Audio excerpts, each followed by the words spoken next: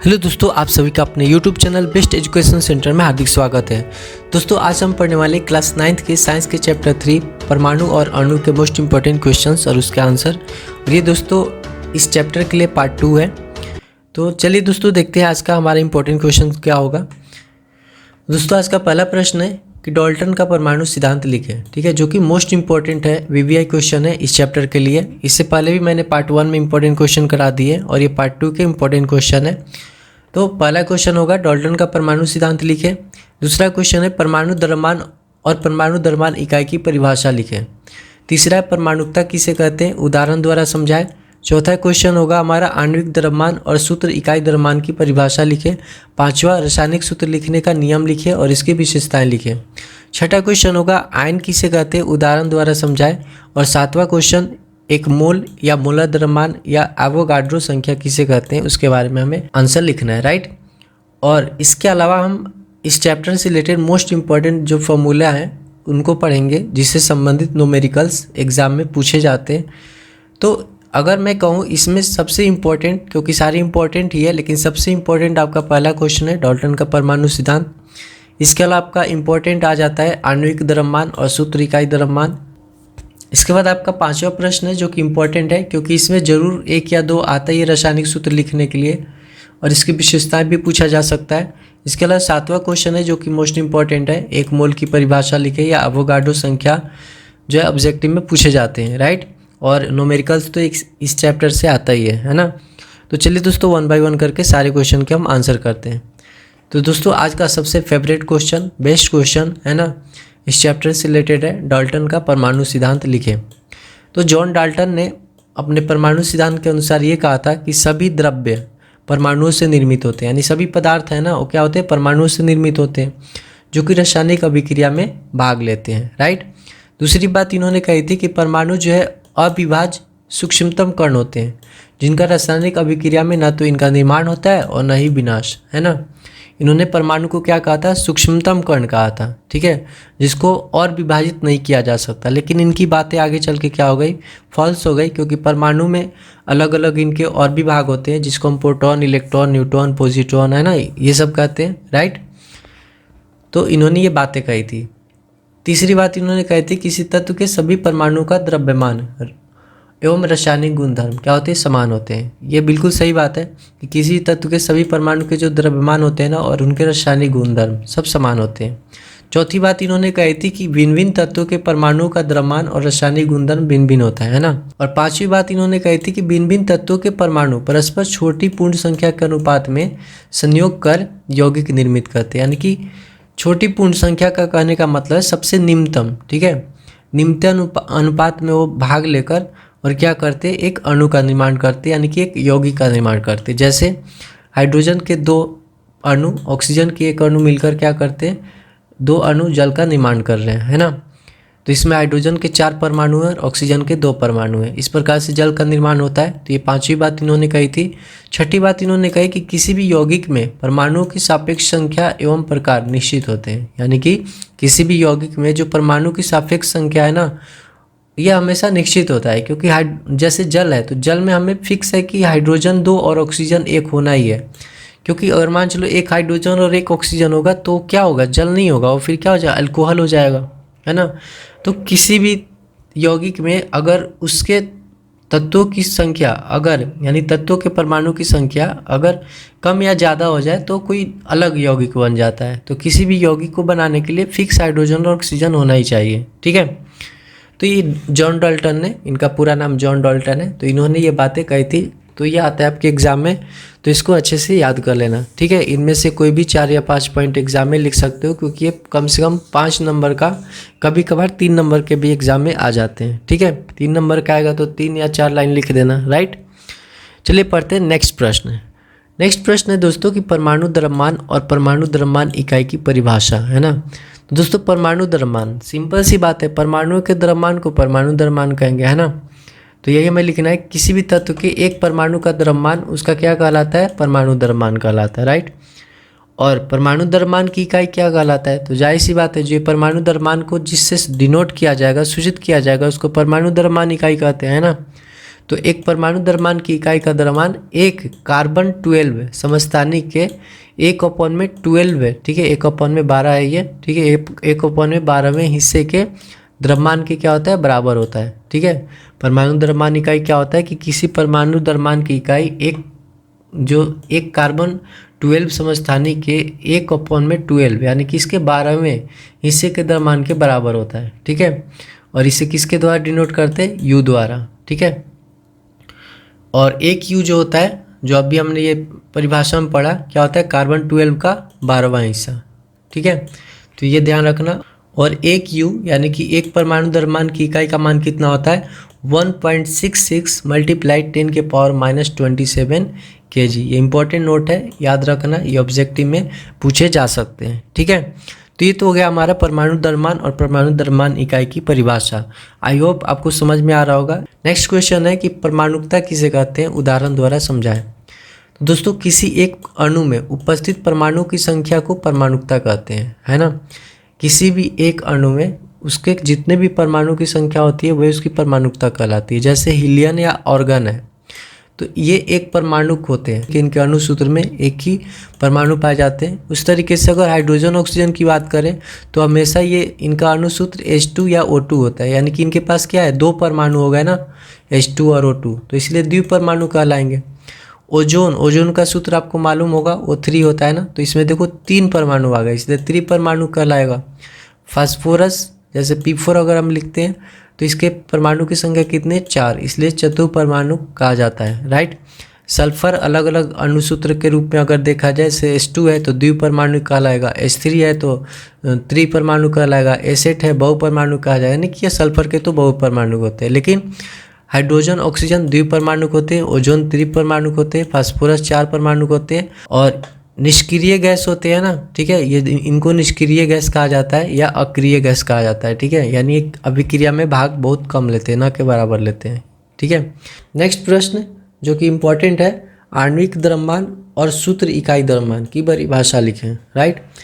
तो किसी भी एक अणु में उपस्थित, ठीक है, किसी भी एक अणु में, जैसे जल हो गया या हाइड्रोजन हो गया, कोई भी ले सकते हो एग्जाम्पल, तो किसी भी एक अणु में उपस्थित परमाणुओं के द्रव्यमानों की कुल जोड़, ठीक है, यानी उसमें जितने भी अवयव हैं, है ना, जितने भी तत्व शामिल है, उनके परमाणुओं के द्रव्यमानों का कुल जोड़ जो होता है ना, योगफल, वो क्या कहलाता है, आणविक द्रव्यमान कहलाता है, राइट। और इसको भी क्या करते हैं, यू द्वारा सूचित करते हैं, क्योंकि ये भी क्या है, द्रव्यमान ही है।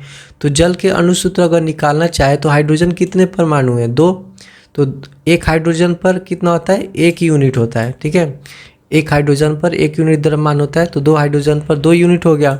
और एक ऑक्सीजन पर 16 यूनिट द्रव्यमान होता है, ये आप बुक में देख सकते हो, ठीक है, द्रव्यमान की जो सारणी उसमें है, द्रव्यमान संख्या परमाणु संख्या, तो ऑक्सीजन पर 16 होता है, ठीक है। तो एक ऑक्सीजन पर 16 हो गया, तो 16 और 2 कितने हो गए, 18 यूनिट, ठीक है। यानी इसका आणविक द्रव्यमान अगर कोई पूछे कि जल के अणुसूत्र H2O का द्रव्यमान अगर कितना होगा, तो इस प्रकार से आपको निकाल के दिखाना होगा, ठीक है। इससे रिलेटेड हम कुछ न्यूमेरिकल भी करेंगे आगे चल के। अगला अगर हम पढ़ेंगे सूत्र इकाई द्रव्यमान, तो इसके लिए क्या लिखेंगे, किसी पदार्थ का सूत्र इकाई द्रव्यमान उसके सभी संघटक परमाणुओं के परमाणु द्रव्यमान का योगफल होता है। दोनों लगभग सेम होते हैं, दोनों बातें लगभग सेम होते हैं, लेकिन फ़र्क क्या होता है, फ़र्क ये होता है कि सूत्र इकाई द्रव्यमान का उपयोग उस पदार्थ के लिए करते हैं जिसके संघटक आयन होते हैं। आयन का मतलब धनायन या ऋणायन। जैसे यहाँ पर देख सकते हो कि सोडियम क्लोराइड है, तो सोडियम पर क्या होता है, पॉजिटिव चार्ज होता है, और क्लोरीन पे नेगेटिव चार्ज होता है। तो ये क्या है, धनायन और ऋणायन है, यानी कि आयन होता है। तो दोस्तों जो भी आयनिक सूत्र होते हैं ना, उनके लिए हम क्या यूज़ करते हैं, सूत्र इकाई द्रव्यमान, ठीक है।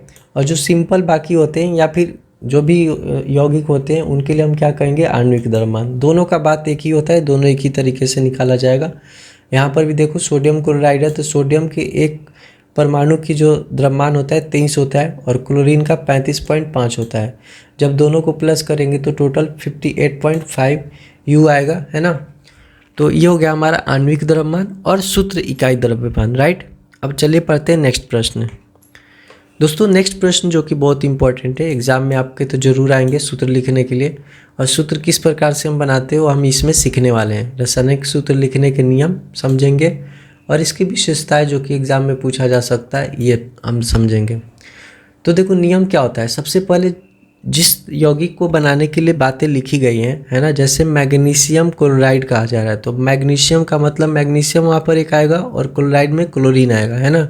तो सबसे पहले उन तत्वों के परमाणुओं के सूत्र को चिन्हों के द्वारा लिखा जाता है, ठीक है। जैसे मैग्नीशियम के लिए Mg, क्लोरीन के लिए Cl हमने लिख दिया। दूसरी बात, अब इन सूत्रों के नीचे इनकी संयोजकता को लिखा जाता है, ठीक है। संयोजकता भी आपके बुक में दिया है, ठीक है। आप जब बुक में पढ़ोगे तीसरे या चौथे चैप्टर में, ठीक है, तो उसमें कुछ तत्वों के परमाणु संख्या, द्रव्यमान संख्या, उनकी संयोजकता लिखी हुई है, ठीक है। तो इनकी संयोजकता जो है मैग्नीशियम की 2 होती है, क्योंकि मैग्नीशियम की जो परमाणु संख्या होती है वो कितनी होती है, 12। इलेक्ट्रॉनिक विन्यास में सिखाऊंगा अगले चैप्टर में। तो इलेक्ट्रॉनिक विन्यास हम करते हैं 2, उसके बाद 8, 10 और बाहरी कक्षा में कितने हो गए, 2 इलेक्ट्रॉन। तो यही 2 इसकी संयोजकता हो गई। और क्लोरीन के बाहरी कक्षा में 7 इलेक्ट्रॉन होते हैं, क्योंकि क्लोरीन की जो परमाणु संख्या होती है 17 होती है, ठीक है। तो इसको लिखेंगे 2, 8 और 7। तो इसको और एक इलेक्ट्रॉन चाहिए, है ना, इसलिए 1 इसका हो गया संयोजकता। तो क्या करते हैं, तीसरे काम क्या होता है कि अब इनके संयोजित परमाणुओं की संयोजकताओं को क्रॉस किया जाता है, यानी कि मैग्नीशियम वाले जो मैग्नीशियम का जो संयोजकता है उसको हम क्लोरीन को दे देना है और क्लोरीन वाली संयोजकता मैग्नीशियम के पास चला जाएगा, यानी कि मैग्नीशियम का जो 2 है वो क्लोरीन के पास चला गया, देख रहे हो ना, Cl2 हो गया। और क्लोरीन का जो 1 है वो मैग्नीशियम के पास चला गया। एक और एग्जांपल समझ लो, जैसे कैल्शियम हाइड्रोक्साइड है, तो कैल्शियम की कैल्शियम की संयोजकता 2 होती है, परमाणु संख्या इसका 20 होता है ना। और अल्कोहल की जो संयोजकता होती है 1 होती है। कैल्शियम धनात्मक होता है, अल्कोहल ऋणात्मक होता है, ठीक है। तो आपस में देखो, कैल्शियम को क्या मिल गया, अल्कोहल वाला 1, ठीक है, यहाँ कुछ नहीं होता है तो 1 होता है। मैग्नीशियम में भी यहाँ कुछ नहीं होता है तो 1 होता है, लेकिन ये लिखना नहीं होता 1, ठीक है। और अल्कोहल के पास OH के पास कितना आ गया, 2। तो क्योंकि यहाँ पर 2 तत्व आ गए ना, तो उन 2 तत्वों को ब्रैकेट में, क्योंकि O के लिए भी 2 होगा, H के लिए भी 2 होगा, तो इसलिए इनको ब्रैकेट में लिख दिया जाता है, जो कि ये बातें यहाँ पे लिखी गई है आगे। तो क्रॉस कर लिए। इसके बाद जब संयोजकता 1 होती है तो इसको नहीं लिखा जाता, जैसे मैंने आपको बताया। तीसरी बात की बहुपरमाणुक आयन को कोष्ठ में लिखकर प्रदर्शित करते हैं ना, ये बहुपरमाणुक आयन है, ठीक है। ऑक्सीजन और अल्कोहल 2 इसमें तत्व मिलकर बने हुए, तो इसको ब्रैकेट में लिख देते हैं, राइट। तो आई होप आप समझ गए होंगे, एक बार फिर से समझ लो। सबसे पहले जिस यौगिक का हमें सूत्र लिखना है उसके तत्वों के जो सूत्र होते हैं, संकेत होते हैं, जैसे सोडियम का Na होता है, हाइड्रोजन का H होता है, ऑक्सीजन का O होता है ना, तो उनके सूत्र को लिखा जाता है, राइट। और इनके नीचे उनकी संयोजकता लिखते हैं। अब संयोजकता कैसे लिखेंगे उसके लिए मैं चौथे चैप्टर में आपको समझाऊंगा, और आप बुक में जाके देख सकते हो, उसमें एक लिस्ट है जिसमें से परमाणु संख्या और उसके द्रव्यमान संख्या और संयोजकता भी लिखी गई है, वहाँ से आप देख सकते हो, ठीक है। उस तत्व की संयोजकता उसको याद कर लेना बहुत ज़रूरी होता है। और रासायनिक सूत्र के लिए आप डायरेक्ट फॉर्मूला याद कर लोगे तो बेटर होगा, क्योंकि आपको 10वीं क्लास में भी ये काम आएंगे। तीसरा काम होता है कि इनके संयोजकताओं को हम क्रॉस कर लेते हैं, ठीक है, यानी कि एक दूसरे पर संयोजकता को रिटर्न कर देते हैं, और इस प्रकार से रासायनिक सूत्र तैयार हो जाता है। कभी कभार क्या होता है, संयोजकता 1 होती है तो संयोजकता 1 को हम नहीं लिखते, जैसे मैग्नीशियम क्लोराइड में हमने क्या लिखा है, MgCl2, है ना, 1 को नहीं लिखा जाता। और जब बहुपरमाणुक आयन होंगे तो उसको कोष्ठ में लिखकर प्रदर्शित करेंगे, जैसे यहाँ पर OH है, अल्कोहल क्या है, बहुपरमाणुक हो गया, इसमें 2 तत्व है, इसलिए इसको ब्रैकेट में डालकर कैल्शियम वाली संयोजकता जो 2 है वो लिख देते हैं। समझ में आ गया ना। अब चलिए इसमें कुछ इंपॉर्टेंट हम फॉर्मूला पढ़ेंगे, ठीक है, जो एग्जाम में आ सकते हैं, और उसको किस प्रकार से करेंगे देखते हैं। अब जैसे आपसे अगर पूछा जाए कि हाइड्रोजन सल्फाइड का सूत्र लिखे, तो हमारे पास वर्ड क्या आ रहा है, हाइड्रोजन, दूसरी बात आ रही है सल्फाइड, ठीक है। और ये भी ध्यान रखना कि जब भी हम किसी यौगिक का निर्माण करते हैं ना, तो उसमें धातु को पहले लिखा जाता है और अधातु को बाद में लिखा जाता है, ये भी ध्यान रखना। तो हाइड्रोजन सल्फाइड में क्या आता है, हाइड्रोजन और सल्फर। जब हाइड्रोजन की आप संयोजकता देखोगे ना तो 1 होता है, और सल्फर का क्या होता है, 2 होता है। तो क्या होगा, आपस में ट्रांसफ़र करेंगे अपने संयोजकता को, यानी कि H के पास क्या आ गया, 2, और सल्फर के पास आ गया 1। तो 1 तो हम लिख नहीं सकते, तो क्या हो गया फॉर्मूला, H2S। उस तरीके से अगर हम कार्बन डाइऑक्साइड की बात करें तो कार्बन और ऑक्सीजन, ठीक है, कार्बन और ऑक्सीजन मिलकर बना हुआ है, तो कार्बन और ऑक्सीजन लिख लेंगे। कार्बन की संयोजकता 4, ऑक्सीजन की संयोजकता 2, ये क्या होंगे कि कट जाएंगे 2 से, है ना। तो इसके पास आ गया 2 और इसके पास आ गया 1, यानी कार्बन हो गया 1 और ऑक्सीजन हो गया 2, तो इसलिए CO2 हो गया, है ना। हाइड्रोक्लोरिक एसिड, तो हाइड्रोक्लोरिक में हाइड्रोजन और क्लोरीन है, तो हाइड्रोजन और क्लोरीन का हम संकेत लिख लिए, सूत्र लिख लिए। हाइड्रोजन की भी संयोजकता 1 होती है, क्लोरीन की भी 1 होती है। तो आपस में क्रॉस करेंगे लेकिन 1 को हम लिखते नहीं है, इसलिए क्या बन गया HCl। सेम मैग्नीशियम क्लोराइड की बात किया जाए तो मैग्नीशियम और क्लोरीन मिलकर बना हुआ है, तो Mg, मैग्नीशियम की संयोजकता 2 और क्लोरीन की 1। ये अभी मैंने पीछे करवा दिया है ना। चलो नेक्स्ट है कि अल्युमिनियम ऑक्साइड, तो एल्युमिनियम और ऑक्सीजन से मिलकर बना हुआ है, तो एल्युमिनियम की संयोजकता 3 होती है क्योंकि इसकी परमाणु संख्या 13 होती है। तो जब आप इसके इलेक्ट्रॉनिक विन्यास करोगे ना तो 2 और 8 10 और 3 बाहरी कक्षा में आते हैं, तो इसलिए 3 जो है बाहरी कोश के इलेक्ट्रॉन को संयोजकता कहते हैं। और ऑक्सीजन के 2 हो गए, तो एल्युमिनियम के पास आ गया 2 और ऑक्सीजन के पास आ गया 3, है ना, क्रॉस हो गया ना, समझ में आ रहा है ना। कैल्शियम ऑक्साइड, कैल्शियम और ऑक्सीजन से मिलकर बना हुआ है, तो इसको हम क्या करेंगे, सूत्र इसका लिखेंगे, कैल्शियम की संयोजकता 2, ऑक्सीजन की 2, 2 से 2 कट गया, है ना, यानी कि 1 1 हो गया। तो 1 1 तो लिखते नहीं है, तो डायरेक्ट हम क्या करेंगे, CO लिख देंगे। समझ में आ रहा है ना, अच्छे से समझ लेना दोस्तों, क्योंकि ये एग्ज़ाम में आपके 2 रासायनिक सूत्र लिखने के लिए ज़रूर आएगा, ठीक है। और बहुत आसान तरीक़ा से मैं आपको बता रहा हूँ, समझ में आ रहा होगा, है ना। चलिए नेक्स्ट है यहाँ पे सोडियम कार्बोनेट, तो सोडियम का Na सूत्र होता है और कार्बोनेट का सूत्र जो होता है ना CO3 होता है। तो सोडियम पर 1 होता है धनायन और कार्बोनेट पर जो होता है 2 नेगेटिव होता है, ऋणायन होता है। तो यहाँ पर सोडियम के पास आ गया 2 और कार्बोनेट के पास आ गया 1, ठीक है। तो यहाँ पर Na2 और कार्बोनेट क्या हो गया, CO3, एक ही है, तो इसलिए इसको हम Na2CO3 लिख देंगे, राइट। सेम उसी तरीके से कैल्शियम हाइड्रोक्साइड, तो कैल्शियम और हाइड्रोजन से मिलकर, यानी कैल्शियम, ठीक है, हाइड्रोजन और ऑक्सीजन से मिलकर हाइड्रोक्साइड OH, है ना। कैल्शियम की 2 संयोजकता और अल्कोहल की 1, आपस में ट्रांसफर कर ली, ये भी मैंने पीछे अभी समझा दिया है ना। तो इस प्रकार से हम क्या करते हैं कि रासायनिक सूत्र लिखते हैं, ठीक है, समझ में आ गया। चलिए पढ़ते हैं इसके बारे में कि रासायनिक सूत्र की क्या विशेषताएँ होती हैं। तो दोस्तों रासायनिक सूत्र की क्या विशेषता है, तो पहली विशेषता है कि रासायनिक सूत्र के संघटकों की संयोजकताएं या आवेश बराबर होनी चाहिए, है ना। यानी कि अगर मैग्नीशियम पर क्या होता है कि 2 पॉजिटिव चार्ज होता है, ठीक है, तो क्लोरीन पर भी तो 2 होना चाहिए ना। तो इसलिए क्लोरीन कितना हो गया, 1 मैग्नीशियम पर 2 है पॉजिटिव चार्ज, क्लोरीन पर 1 ही होता है नेगेटिव चार्ज। तो यहाँ पर क्या होगा, 2 क्लोरीन चाहिए, तो इसलिए तो 2 क्लोरीन हो गया, है ना। तो रासायनिक सूत्र के संघटकों की संयोजकताएं और आवेश जो होते हैं बराबर होनी चाहिए। दूसरी बात है कि धातु एवं अधातु के यौगिक के रासायनिक सूत्र की संरचना में धातु को पहले लिखा जाता है, ये मैंने आपको पहले ही बताया है ना। धातु को पहले लिखा जाएगा और अधातु को बाद में। जैसे मैग्नीशियम क्लोराइड में मैग्नीशियम धातु हो गया, कैल्शियम हाइड्रोक्साइड में कैल्शियम धातु हो गया, है ना। क्लोरीन क्या है, अधातु है। उसके बाद तीसरा है कि बहुपरमाणुक आयन के रासायनिक सूत्र में आने की स्थिति में क्या करते हैं कि आयन को कोष्ठ में रखा जाता है ना, ये तो पहले ही बता दिया आपको। और फिर संयोजक अथवा आवेश को ब्रैकेट में नीचे, ठीक है, लिख देते हैं। जैसे यहाँ पे जो कैल्शियम हाइड्रोक्साइड है ना, तो कैल्शियम के 2 संयोजकता OH के पास चला गया, इसलिए OH क्या एक आयन है क्योंकि 2 यौगिकों से मिलकर बना हुआ है। तो इसके पास क्या हो गया, यहाँ पर ट्वाइस ब्रैकेट के बाहर लग गया, राइट। तो इस प्रकार से आप इस क्वेश्चन के आंसर लिख सकते हो, ठीक है। चलिए पढ़ते हैं नेक्स्ट प्रश्न। नेक्स्ट प्रश्न है आपका कि आयन किसे कहते हैं, उदाहरण द्वारा समझाइए। दोस्तों आयन एक परमाणु या परमाणुओं का समूह होता है, ठीक है। आयन क्या होता है, एक परमाणु या परमाणु का समूह होता है, यानी कि एक आयन भी हो सकता है, 2 भी हो सकता है, 3 भी हो सकता है, और ये धनावेश भी हो सकता है, ऋणावेश भी हो सकता है ना। तो जिस पर या तो धनावेश या ऋणावेश अवश्य उपस्थित रहता है, राइट। धनावेशित आयन किस प्रकार से होंगे, जैसे सोडियम पर धनावेश होता है, इस तरीके से पोटेशियम, कैल्शियम पर 2 धनावेश होता है, 2 पॉजिटिव होते हैं, एल्युमिनियम पर 3 पॉजिटिव आयन होता है ना। और ऋण आयन इस प्रकार से, जैसे क्लोरीन पर 1 ऋणावेश होता है, सल्फर पर 2, अल्कोहल पर 1, है ना, और सल्फेट पर 2 होता है। तो ये आयन होता है जिस पर क्या होता है कि कोई ना कोई आवेश मौजूद होता है, ठीक है। तो सिंपल सा एक क्वेश्चन था। नेक्स्ट प्रश्न है जो कि मोस्ट इम्पॉर्टेंट है, ठीक है, ये भी हमारा एक मोस्ट इम्पॉर्टेंट क्वेश्चन है। क्वेश्चन आता है कि 1 मोल की परिभाषा लिखें या फिर एवोगाड्रो संख्या की परिभाषा लिखें, है ना। तो पदार्थ की मात्रा का मात्रक जो होता है ना वो मोल होता है। जो पदार्थ की माप होती है ना वो किस में की जाती है, मोल में की जाती है उसके मात्रा को, ठीक है। और मोल शब्द को सन 1896 में 1896 ईस्वी में किसने दिया था, विल्हेल्म ओस्टवाल्ड ने, ठीक है। ऑब्जेक्टिव के लिए याद रखना, इन्होंने प्रस्तावित किया था, जो कि एक लैटिन शब्द मोल्स से लिया गया और इसका अर्थ क्या होता है, ढेर। ढेर का मतलब, ठीक है, बहुत संख्या में, है ना। तो मोल क्या होता है? पदार्थ की मात्रा का मात्रक होता है।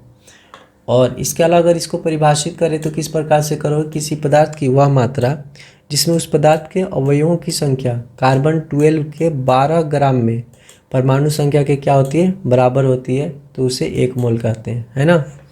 और मोलर द्रव्यमान क्या होता है? तो मोलर द्रव्यमान किसी भी पदार्थ के 1 मोल कणों के द्रव्यमान का योग होता है, यानी कि योगफल होता है, सम होता है। इसलिए मोलर द्रव्यमान बराबर क्या हो जाएगा? 1 मोल पदार्थ कणों का द्रव्यमान। और 1 मोल पदार्थ कणों का द्रव्यमान कितना होता है? ये याद रखना है, 6.022 मल्टीप्लाइड 10 के पावर 23 पदार्थ कणों का द्रव्यमान। इसी को क्या कहते हैं? अवोगाड्रो संख्या कहते हैं। इसको याद रखना है, ये ऑब्जेक्टिव में 100% जो है एग्जाम में आते हैं कि अवोगाड्रो संख्या का मान कितना होता है? तो 6.022 मल्टीप्लाइड 10 के पावर 23, ठीक है। इसे हम n द्वारा प्रदर्शित करते हैं, है ना। तो चलिए पढ़ते हैं नेक्स्ट प्रश्न। नेक्स्ट प्रश्न क्या है? मतलब ये कुछ इंपॉर्टेंट फॉर्मूले हैं, है ना, और इससे रिलेटेड एग्जाम में न्यूमेरिकल एक आता है इस चैप्टर से। तो अगर हमें मोलों की संख्या निकालनी है तो इसके लिए ये सारे फॉर्मूले हो सकते हैं। मोलों की संख्या बराबर, अगर उस पदार्थ का द्रव्यमान दिया गया तो दिया गया द्रव्यमान डिवाइडेड बाय मोलर द्रव्यमान, ठीक है।